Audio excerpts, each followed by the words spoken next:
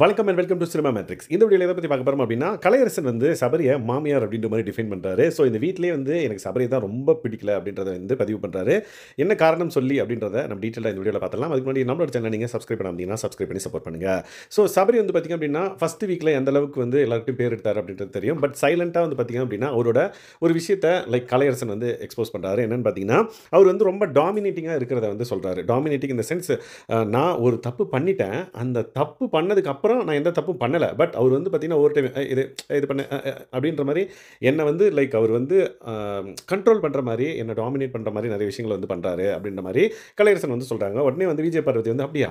எந்த விஷயம்? நீ என்ன தப்பு பண்ண?" அப்படின்ற மாரி கேட்டதுக்கு, "இல்ல எனக்கு வந்து இப்போ நம்ம யூசுவலா வந்து பாத்ரூம் போனோம் அப்படின்னா, பாய்ஸ்லாம் வந்து நிண்டு உச்ச அடிப்பாங்கல்ல. ஸோ அப்போ வந்து பார்த்தீங்க அப்படின்னா, அந்த மேல இருக்க ஒரு அந்த கிளாசெட் மாரி இருக்குல்ல, அத வந்து தூக்கிட்டு உச்சா போயிட்டு அப்புறம் தொடச்சிட்டு திரும்ப அத வைக்கணும் அப்படின்றதெல்லாம் வந்து எனக்கு தெரியாது. அவருக்கு முன்னாடி நான் போயிருந்தேன். எங்க வீட்லலாம் வந்து பார்த்தீங்கன்னா, நான் வந்து யூரின் போனேன் அப்படின்னா, எங்க மாமியார் வந்து கிளீன் பண்ணிருவாங்க. ஸோ அந்த மாரி தான் இருந்தது. இங்க எனக்கு அது தெரியாதுன்ற பட்சத்தில அவர் வந்து எக்ஸ்ப்ளைன் பண்ணாரு. இத தூக்கிட்டு, இதெல்லாம் தொடச்சுட்டு, அதுக்கப்புறம் நம்ம இத பண்ணணும் அப்படின்றத வந்து அவர் வந்து சொல்லிக் குடுத்தாரு. நான் லேர்ன் பண்ணிக்கிட்டேன். அப்படின்றத அதுவரையும் வந்து ஓகே. அதுக்கப்புறம் நான் வந்து எந்த தப்பும் பண்ண கிடையாது. ஸோ நான் வீட்டுக்குள்ள அவர் இருந்தாரு அப்படின்னா, அவர் வந்து என்னப்பா இந்த ட்ரெஸ்ஸு, இந்த ஷூ, அத ஏன் பண்ற? கலை இது இப்படி ஏன் பண்ற?" அப்படின்ற மாரி என்ன வந்து பார்த்தீங்கன்னா, ரொம்ப கண்ட்ரோல் பண்றாரு. அதுக்கப்புறம் எனக்கு ஒண்ணுமே தெரியாது அப்படின்ற மாரியும், அவர் வந்து அவருக்கு எல்லாம் தெரியும். அத வந்து நம்மளுக்கு சொல்லி தராரு அப்படின்ற ஒரு ஜோன்ல வந்து பார்த்தீங்க அப்படின்னா, நெறைய விஷயங்கள வந்து பண்ணிட்டு இருக்காரு.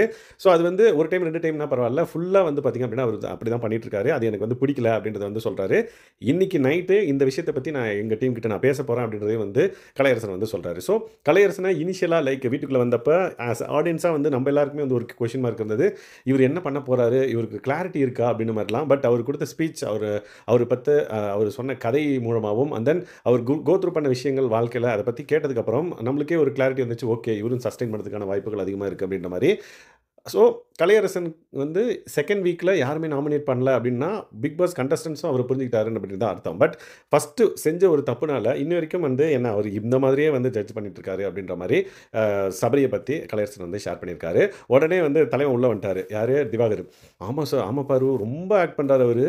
இப்போ வந்து என்ன சொல்றது? வினோத்துக்கு வந்து அந்த மாரி அடிபட்டுச்சு.